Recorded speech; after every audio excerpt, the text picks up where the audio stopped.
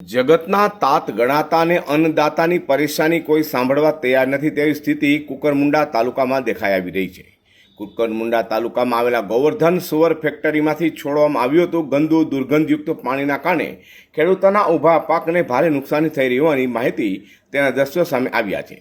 બીજી તરફ આ બાબતની ખેડૂતોએ સ્થાનિક મામલતદાર સહિત જવાબદાર તંત્ર વારંવાર રજૂઆતો કરી છતાં પણ તંત્રના આંખ આડા કાન કરી ગોવર્ધન સુગર ફેક્ટરીને જાણે છાવરવા પાછળ હોય તેવું દેખાઈ રહ્યું છે.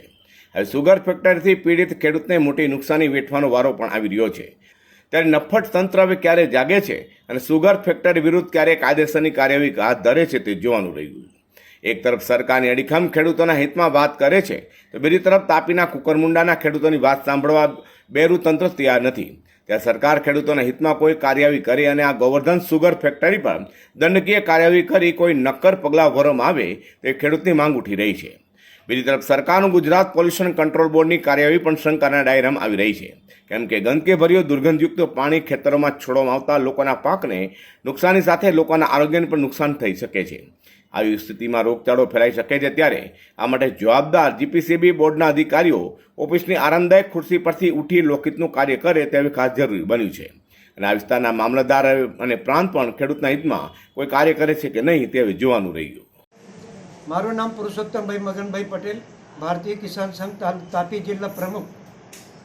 અમે તાપી જિલ્લાની અંદર કુકરમુંડા ગામે ગોવર્ધન સુગર મિલ આવેલ છે. જે મિલ દ્વારા કેમિકલયુક્ત પાણી છોડવામાં આવેલ છે અને પરિણામે અમારા ખેડૂતોનો ઊભો મોલ સુકાઈ ગયો છે. એવા અસરગ્રસ્ત 500થી 600 ખેડૂતો છે. તો એમને ન્યાય મળે, એમને પૂરું વળતર મળે. ને બીજી વસ્તુ કે આ વસ્તુને અમે 8 દિવસ થઈ ગયા, પરંતુ કોઈ સરકારી તંત્ર કે મિલ દ્વારા આના માટે કોઈ પણ જાતનો ઉકેલ લાવવાનો પ્રયાસ થયો નથી. માટે અમારા જિલ્લા કલેક્ટર સાહેબશ્રીને અને ગુજરાત પોલ્યુશન બોર્ડ કંટ્રોલ બોર્ડને અમારે વિનંતી છે કે આ બાબતમાં તેઓ દખલગીરી કરે અને આનો જે ખેડૂતોને જે કંઈ મુઆવજો છે એ તત્કાલ એમને ચૂકવવામાં આવે એવી નમ્ર વિનંતી છે.